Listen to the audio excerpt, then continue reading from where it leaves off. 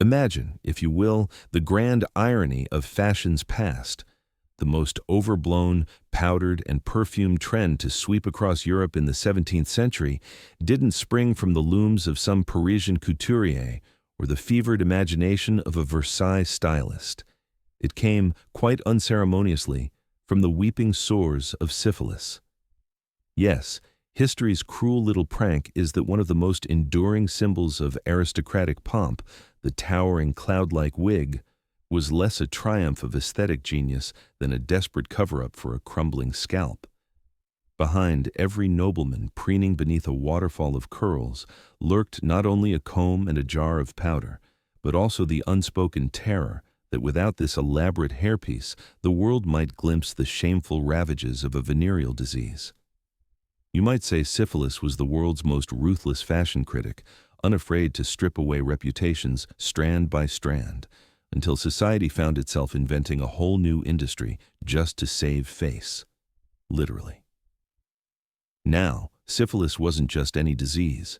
In an age before antibiotics, before Pasteur, before anyone had the faintest idea what a germ was, this affliction descended upon Europe like some biblical curse. Early reports from the late 15th century describe a mysterious French disease, or Neapolitan disease, depending on who you wanted to blame, that spread like gossip through a royal court, quickly, scandalously, and with devastating consequences. Its first stages could be dismissed, a rash here, a sore there. But as it progressed, syphilis transformed the body into a grotesque caricature of itself. Faces collapsed in on themselves as noses eroded, limbs shriveled. And then came the insult to top all the injury, hair falling out in tufts, leaving victims not only diseased, but visibly marked, like human billboards advertising their indiscretions. In a culture where appearance was currency, this was the equivalent of going bankrupt overnight. What made it even worse was that hair in early modern Europe wasn't just something you absent-mindedly combed in the morning. It was a symbol as potent as a coat of arms. Flowing locks were equated with vitality, masculinity, and divine favor. To lose your hair was to lose your claim to nobility, vigor, even morality itself. A balding head whispered rumors of brothels and back alleys. It shouted scandal before you could speak a word in your defense. And since no one was rushing to publish a medical pamphlet clarifying that hair loss was an unfortunate side effect of an infection rather than a moral failing, society preferred to snicker and judge. Thus, for the unlucky nobleman who found his hairline fleeing faster than his reputation, something had to be done. And quickly. Enter the wig, humanity's most flamboyant band-aid. At first, these artificial hairpieces were modest. A patch here, a tuft there, just enough to disguise the bald spots. But like any good cover-up, the deception escalated.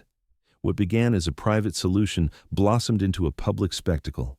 Soon, entire heads were shaved and wigs were piled on, turning shame into a statement. A syphilitic scalp might be oozing underneath, but atop it sat a confection of curls so grand that no one dared ask questions.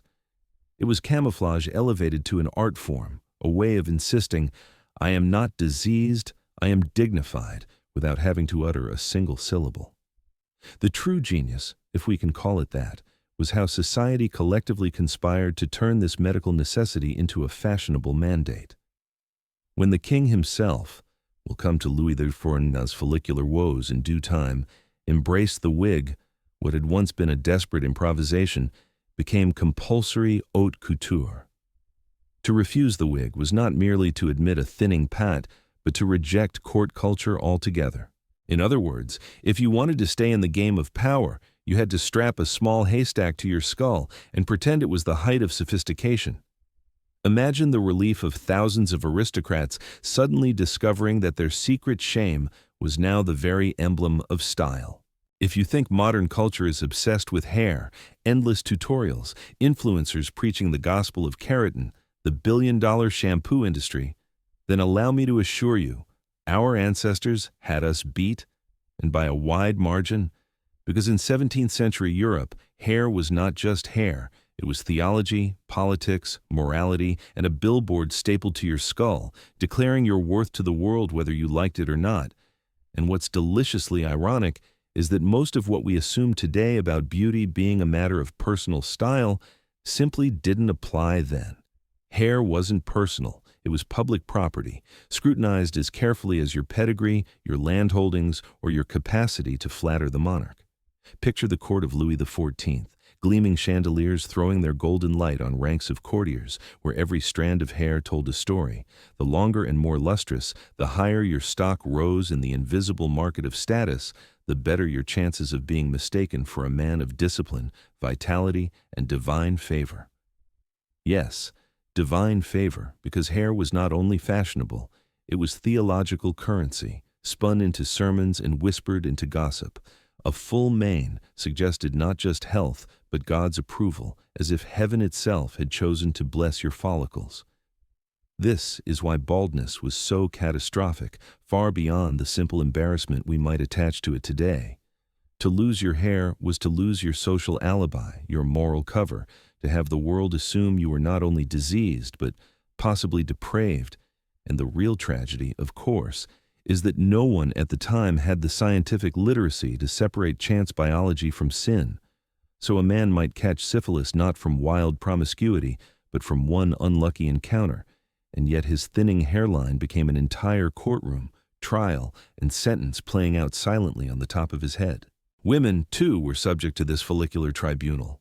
Long, styled hair was proof of wealth. After all, who else but the wealthy had the leisure to sit for hours as hair was curled, powdered, and perfumed? And the elaborate architecture of female coiffure was as much a social declaration as a gown encrusted with jewels. If men's hair shouted authority and virility, women's hair whispered refinement and divine femininity.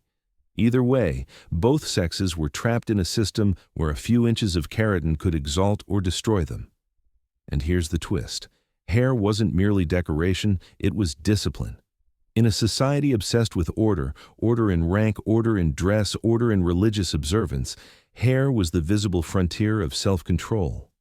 To appear with greasy, unkempt locks was not simply a breach of etiquette, it was an announcement of laziness, weakness, perhaps even rebellion against the established order. So the comb became a moral instrument, the barber a kind of priest of appearances, wielding scissors like a sacrament. But what makes this all the more fascinating is how fragile the whole system was. Nature, with its cruel sense of humor, stripped hair without regard for rank or virtue, and suddenly nobles found themselves in the same predicament as commoners, their vaunted status undermined by a receding hairline that no amount of perfume or poetry could disguise.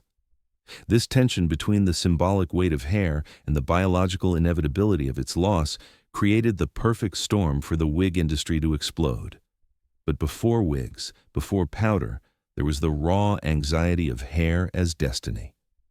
Imagine living in a world where a simple patch of thinning crown was read as an indictment of your character, where whispers in salons could interpret your scalp as evidence of your sins.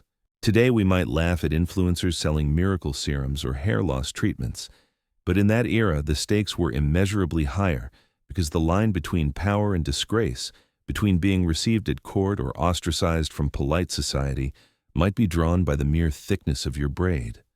And the cruelest irony of all, the wig, so often reduced in our imagination to a comical puff of white curls perched absurdly on the heads of powdered courtiers, began its journey not as a fashion statement, but as a desperate mask, a shield against the betrayals of the human body in a time when to reveal illness was to risk ruin.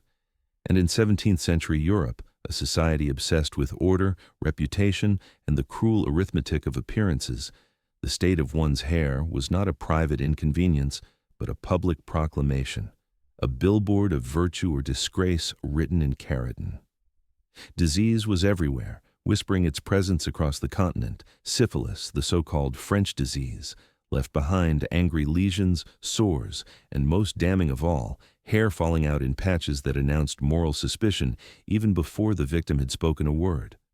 Smallpox scarred faces and scalps, leaving pitted reminders of survival that society interpreted not as resilience, but as disfigurement. Lice crawled unchecked through the locks of rich and poor alike, making natural hair a battlefield of endless scratching and embarrassment.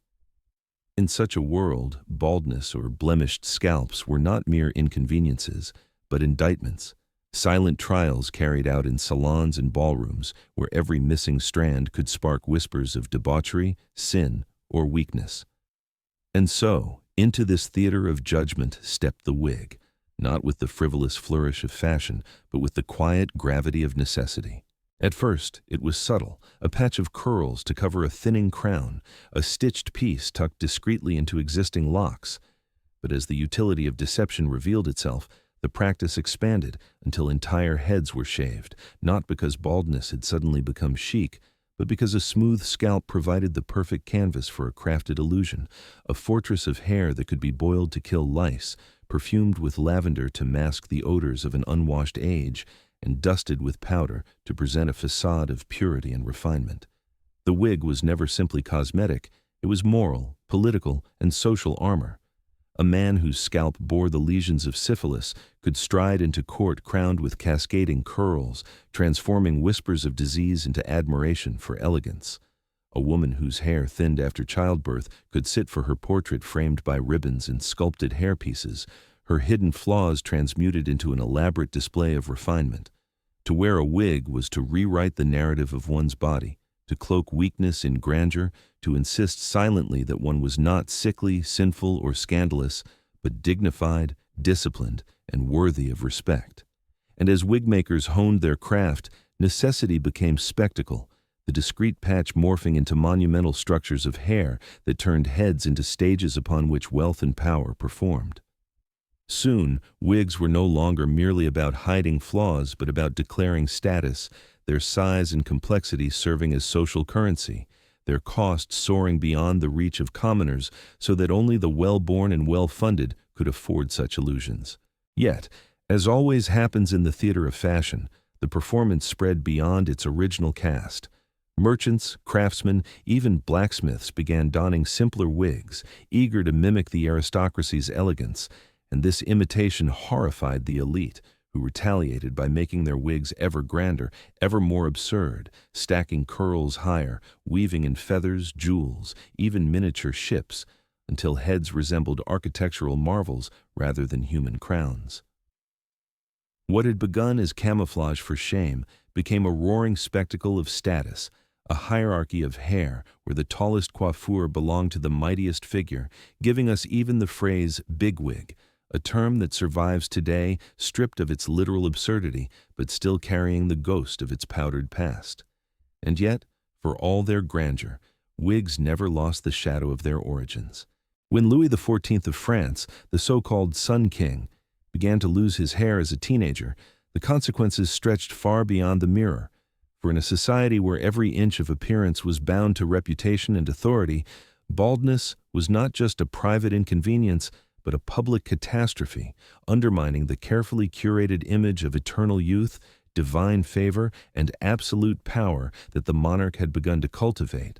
And so rather than surrender to biology, Louis transformed his personal weakness into a national spectacle by hiring an entire army of wig-makers, 48 at one point, to build not mere coverings, but monuments of hair, vast constructions of curls that exaggerated his silhouette, lengthened his presence, and elevated his status, until each wig was less a practical disguise than a regal crown in its own right. To understand the cultural shockwave this unleashed, one must remember that Versailles was not simply a palace, but a stage, a theater in which every gesture of the king was scrutinized, mimicked, and elevated into law. Thus, when Louis adopted wigs as part of his royal persona, he transformed them from a tool of concealment into a compulsory accessory of power. To refuse a wig in court circles was to refuse the cultural orbit of the Sun King himself, to risk being read not only as unfashionable but as oppositional, and so the wig became mandatory attire for noblemen attending royal gatherings, political councils, and glittering salons, a uniform of loyalty no less significant than a military insignia. Yet, beneath the gilded chandeliers and powdered curls, the irony persisted. These vast hairpieces, lauded as symbols of grandeur, were still shields against shame, hiding beneath their lavender-scented powder the baldness, lesions, and scars that society refused to acknowledge openly. The king's personal vulnerability had ignited a revolution in aesthetics, and soon every nobleman in Europe scrambled to imitate his style, piling hair higher and higher until the wig was no longer about covering flaws, but about aligning oneself with the solar orbit of Louis's majesty.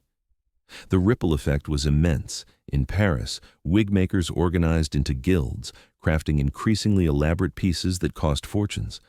In London, courtiers adopted the style to signify their own allegiance to sophistication.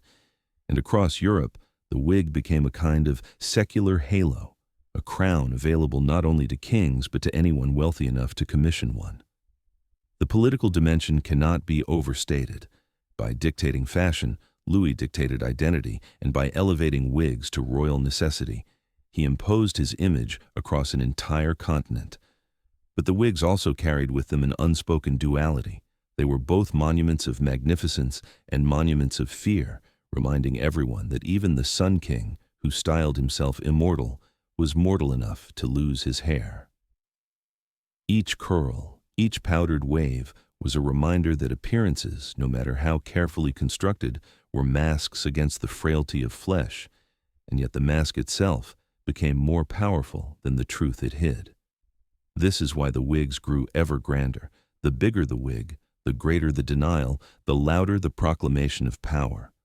It was theater elevated to politics, illusion elevated to necessity, artifice elevated to law. By the time Louis's court had fully embraced the peruke, as it was formally called, wigs had become as essential to aristocratic identity as titles or estates, so much so that to be without one was to risk ridicule, suspicion, or even social exile. And from this strange intersection of vanity and authority sprang a phenomenon that lasted more than a century, shaping portraits, ceremonies, and even language itself, for out of these mountainous coiffures came the enduring idiom bigwig, a term that began as a literal description of men who could afford the grandest, most elaborate wigs, and that now survives stripped of its powdered origins, yet still carrying the echo of 17th-century Parisian halls. Powder, that seemingly frivolous dusting of white across the towering wigs of the 17th and 18th centuries, was, in truth, the alchemical heart of the fashion, the ingredient that transformed wigs from mere disguises into fragrant monuments of elegance, and yet beneath its perfumed cloud lay a story as much about necessity as vanity. For powder was not applied simply to please the eye, but to mask the nose, to discipline the unruly, and to preserve illusions in a world where appearances were everything.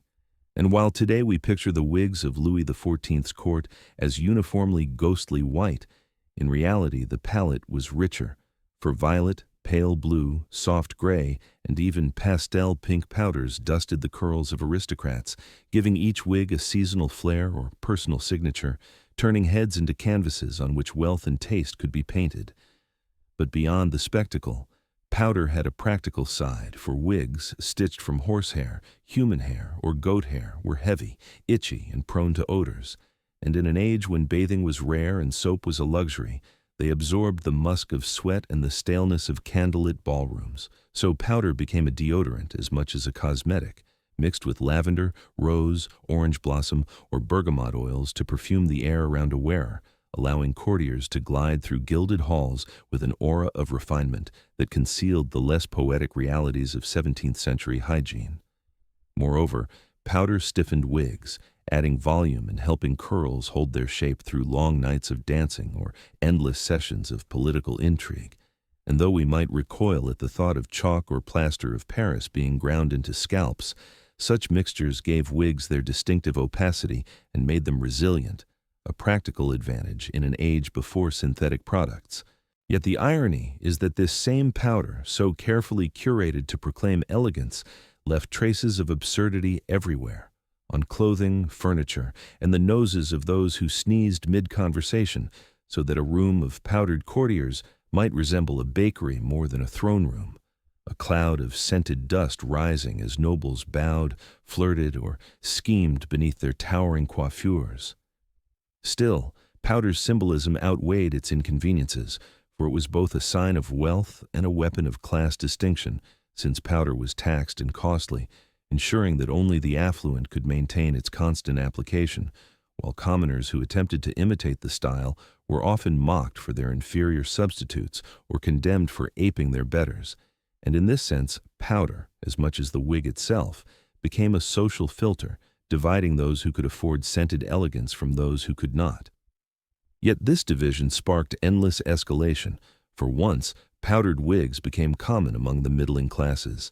The aristocracy responded with extravagance, blending rarer scents, dusting wigs in more exotic hues, and elaborating hairstyles into sculptural feats that required scaffolding, hairpins, and hours of preparation, so that what began as a practical deodorant evolved into a symbol of social arms race, each layer of powder adding not just fragrance, but another barrier between the noble and the common. And beneath this all, of course, lay the unspoken fact that powder was a mask, a literal dusting over the realities of disease and decay, a fragrant smokescreen concealing lesions, baldness, and lice. For while wigs could be boiled to kill parasites, powder provided the finishing illusion of freshness, the aromatic lye that transformed necessity into beauty. Thus, powder became the final touch in the great masquerade of European courts, a ritual as indispensable as the wig itself, so that to appear without it was to risk smelling of sweat and appearing undone, an unforgivable breach in a society where image was survival. And so, as courtiers preened in their violet-dusted curls, as portraits immortalized noblemen and women beneath luminous clouds of white and rose, when we imagine powdered wigs today, we tend to see them as ghostly white clouds perched upon the heads of stern-faced judges or preening courtiers. But in truth, the world of wig color in the 17th and 18th centuries was far richer and more vibrant, for powder was not merely a utilitarian dusting to keep hair fresh and odorless. It was a painter's palette through which men and women announced their personality, their fashion sensibilities, and, most importantly, their rank. And so while white remained the dominant hue associated with sobriety, elegance, and the purity of classical marble busts, those with imagination, money, and ambition pushed further, experimenting with shades of violet, pale blue, gentle gray, and even pastel pink, each tint carrying subtle messages to those trained to read the codes of courtly life. A violet wig might suggest refinement, creativity, or melancholy sophistication, while a pale blue dusting evoked serenity and aristocratic calm.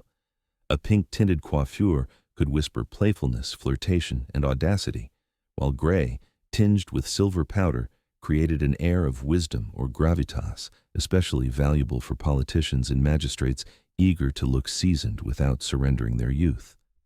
The fact that wigs could become canvases in this way reflected the sheer theatricality of the age, for at Versailles and in the salons of Paris, appearance was performance, and the choice of wig color was as deliberate as the choice of words in a diplomatic speech, a subtle weapon in the endless war of impression management. These powdered colors were not achieved easily, of course.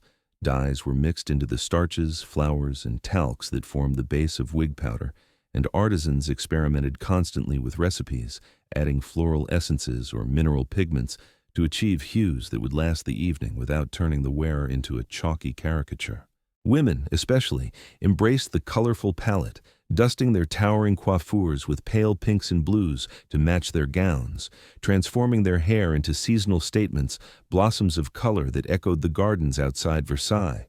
But men, too, were not immune, and in the right company a dash of color could signal daring wit or fashionable audacity. This chromatic experimentation revealed a deeper truth. Wigs were no longer simply about hiding baldness or disease. They had transcended their origins as masks of necessity and become tools of creative expression. Though the irony was that this expression was still bound tightly to the chains of class and wealth, for only those who could afford the costly powders, scented oils, and labor of wig maintenance could indulge in such displays. Powdered colors also served a practical social purpose, making gatherings more dazzling and visually dynamic.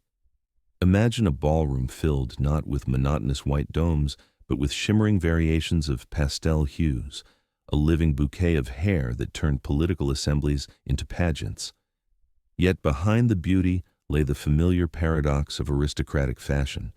What appeared effortless was anything but, for maintaining a colorful wig required constant expense, as powders had to be reapplied, wigs cleaned, perfumes refreshed, and accessories coordinated, all of which drained purses and occupied endless hours of preparation. Still, the allure was irresistible, and by the 18th century, the colored wig had become a status symbol in its own right, proof not only of wealth but of one's ability to participate in the unspoken competition of spectacle. That is why complaints from the aristocracy grew louder as merchants and even craftsmen began to imitate the practice, buying cheaper powders or concocting their own colored mixtures to mimic the styles of their betters, a creeping democratization of fashion that horrified the elite, who responded by escalating the scale and complexity of their wigs, embedding jewels, feathers, and elaborate ornaments to maintain a safe distance from the encroaching middle class. The phrase "bigwig," which we use so casually today to describe an important person, originated quite literally in the courts and salons of 17th and 18th century Europe, when the sheer size and extravagance of one's wig served as both a badge of rank and a weapon of social dominance.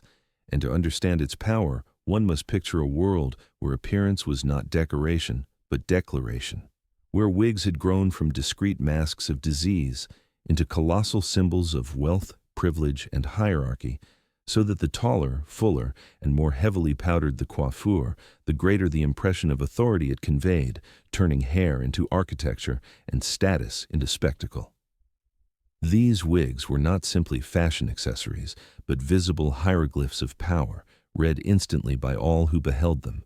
A modest wig suggested middling fortune, a grand wig brushing shoulders or rising toward ceilings announced nobility, and a towering confection of curls crowned with feathers or jewels proclaimed a man or woman of such stature that their very presence demanded deference. And the irony is that the term bigwig was born not as a metaphor but as an observation, a literal description of those who could afford the largest, most elaborate wigs money could buy. In an age when artisans devoted entire guilds to wig making, when a single piece could cost months of an artisan's wages, the wig was both a financial investment and a social declaration, and to appear in public with a grand wig was to broadcast one's access to wealth, connections, and the latest Parisian fashions, all of which mattered as much to reputation as estates or titles. The sheer expense of wigs ensured that their symbolism could not easily be imitated, though many tried. And this constant imitation only fueled an arms race of style, as merchants, craftsmen, and even blacksmiths donned simpler powdered wigs to mimic the nobility. The aristocracy responded by escalating their coiffures into even greater spectacles, piling curls higher, embedding pearls, feathers, even miniature ships and bird cages, until wigs ceased to resemble natural hair at all and became sculptural constructions, moving monuments to vanity and class anxiety. The courts of Louis XIV and later Louis XV were theaters of this competition, with nobles arriving in wigs so vast they altered the silhouette of the human body, exaggerating the head to dwarf the torso, creating figures that looked less like men and women than like allegorical statues in motion, while portraits of the era immortalized these absurdly magnificent coiffures, ensuring that posterity would remember them not as medical masks, but as emblems of aristocratic majesty. Yet the darker truth remained. Behind the powder, beneath the curls, lay the frailty of bodies scarred by disease, hairlines erased by illness, scalps stripped bare, so that every bigwig was at once a proclamation of superiority and a denial of vulnerability, a paradox that defined the age. This paradox explains why wigs became so integral to political life. To appear in Parliament, in court, or at Versailles without a wig was unthinkable, a breach of etiquette that suggested rebellion or disgrace, and so wigs functioned as uniforms of power, turning gatherings of nobles and politicians into seas of powdered heads, a visual assertion of order, hierarchy, and discipline. In such a context, the term bigwig emerged naturally, not as a jest, but as an acknowledgement that size equaled significance, that those who towered above their peers with the grandest wigs were indeed the ones to whom power adhered. But language, like fashion, evolves, And as wigs fell from favor after the French Revolution, as powdered curls gave way to more natural hairstyles and the practicalities of bourgeois life, the term bigwig detached from its literal roots, drifting into metaphor while preserving the essence of its meaning. An important person, a figure of authority, someone whose presence demands notice. When the fashion for wigs spilled out of Versailles and into the streets of Europe, it did not remain the exclusive preserve of monarchs and nobles for long, for like every powerful symbol, it tempted imitation. And by the late 17th and early 18th centuries, merchants, lawyers, and even blacksmiths were acquiring powdered wigs of their own, hoping to borrow a fragment of the elegance, authority, and respect that such headpieces radiated. And in this democratization of fashion lay the seeds of conflict, for the aristocracy had carefully cultivated wigs as their insignia of distinction, only to find their own style creeping onto the heads of those they considered socially beneath them, sparking outrage and a frantic escalation in extravagance.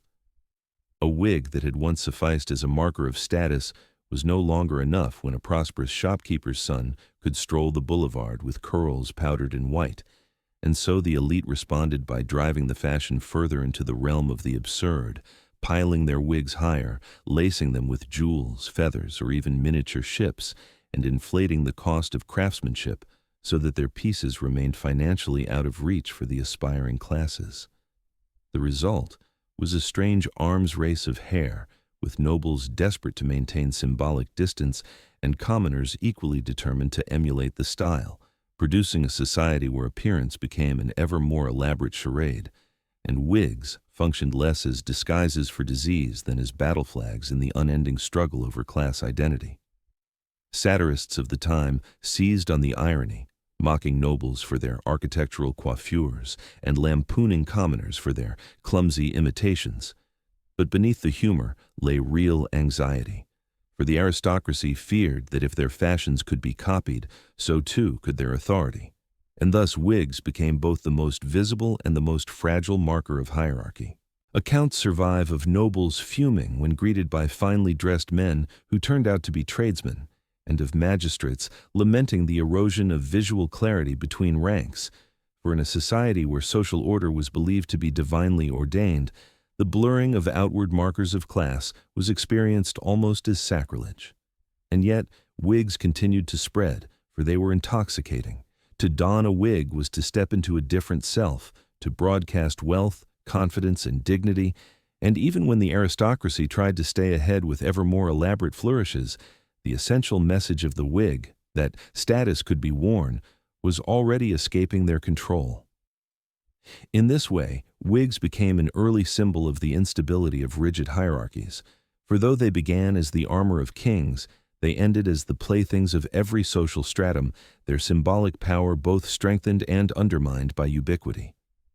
By the time the French Revolution arrived, wigs had already been weaponized in the rhetoric of equality, with pamphleteers mocking the powdered elite as ridiculous relics of vanity, and ordinary citizens discarding their wigs as a gesture of liberation, signaling their refusal to participate in the masquerade of inequality.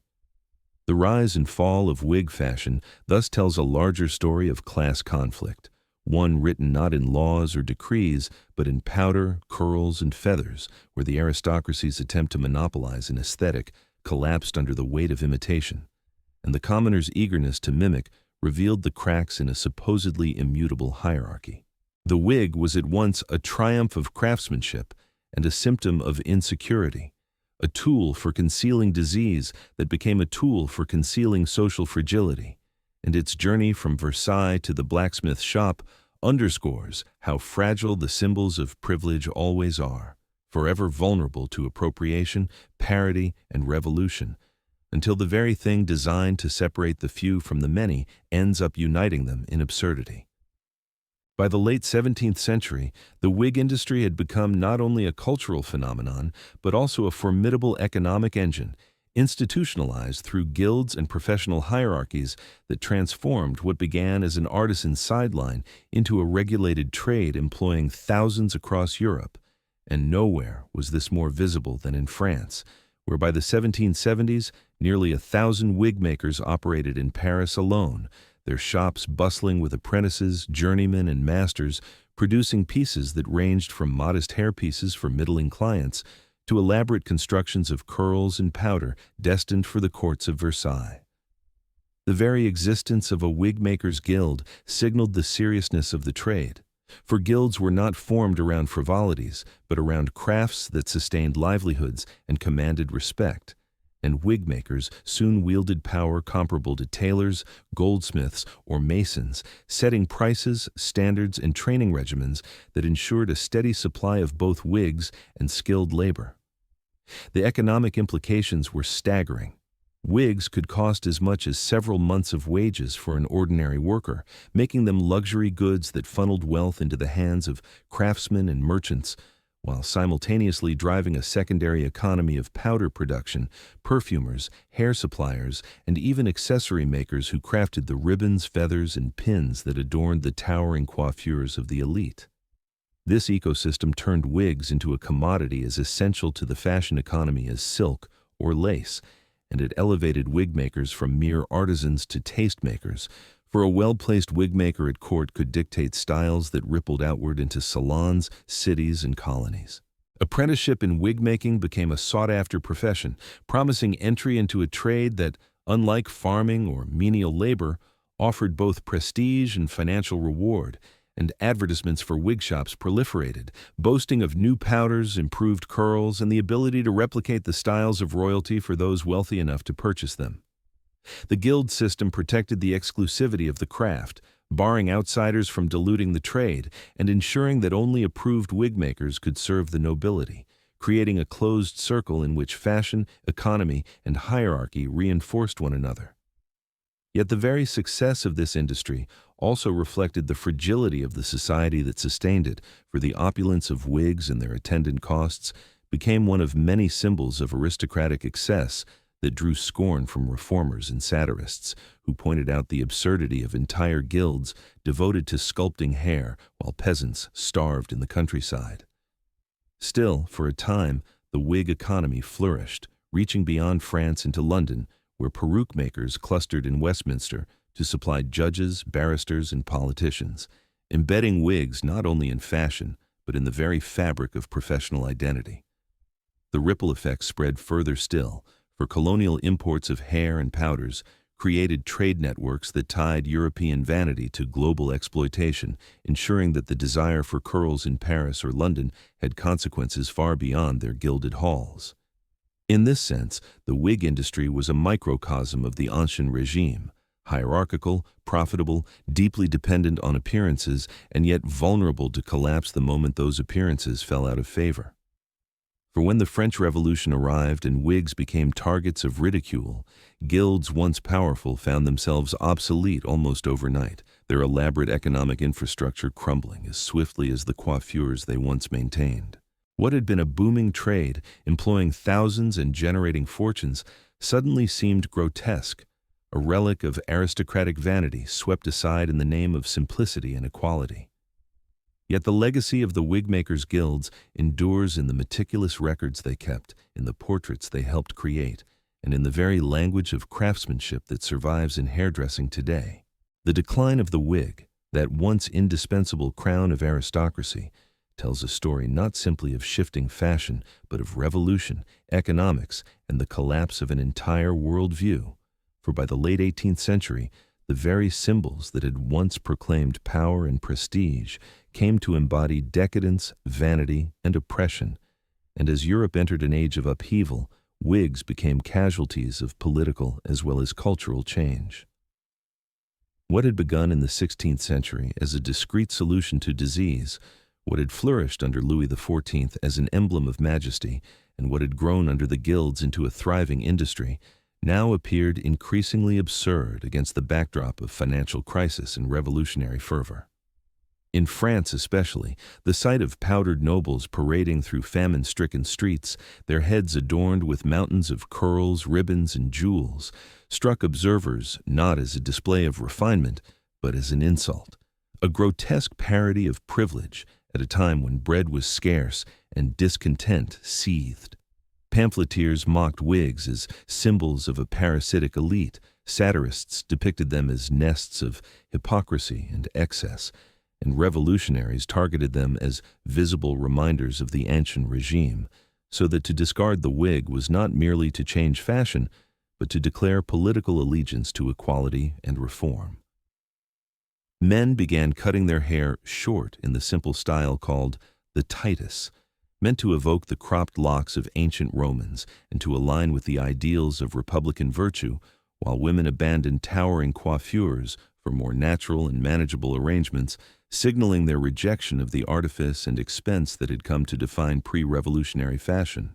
At the same time, practical considerations hastened the wig's demise. The tax on hair powder introduced in 1795 in England, meant to raise revenue, rendered the upkeep of wigs prohibitively costly for many, accelerating their fall from everyday use. Hygiene, too, played a role, for as bathing became more common and standards of cleanliness rose, the old logic of shaving one's head to escape lice and donning a powdered wig lost its relevance. Judges and barristers in Britain clung to wigs as symbols of continuity and authority, embedding them in the traditions of law. But in most of Europe, wigs disappeared rapidly, consigned to history as relics of an age whose values were collapsing under the weight of revolution. The great irony is that wigs had always been about survival, first from disease, then from scandal, then from the loss of visible class distinction, and yet they could not survive the final test, the demand of an age for authenticity, equality, and practicality. What had once been a mask of elegance became a mask too obvious, too heavy, too compromised, until the very artifice it embodied doomed it. And so, by the early 19th century, the wig had become a ghost, lingering in portraits, caricatures, and legal chambers, but absent from the boulevards and salons it once ruled. The fall of the wig was more than a shift in style. It was the unraveling of a system in which appearances had been currency, where powdered curls could purchase respect as surely as estates or titles. Its decline reflected a society in transformation, rejecting the old hierarchies and embracing new ideals of simplicity and nature.